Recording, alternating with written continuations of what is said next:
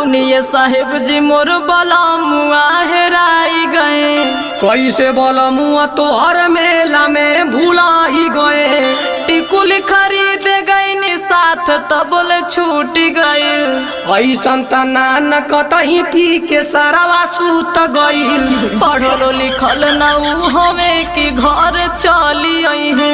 पहिले लगाई बचार सोटा जब उ मिल जई है। हंस खुश घर से उ मेला में लेके आए वो।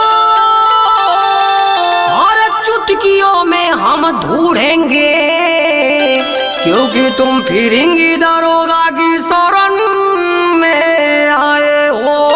अरे दरोगा जी खोज ना बड़ा उपकार हो रहा। अरे ठीक है भाई लेकिन हुआ क्या था? सुना और जाने रिसिया के कहा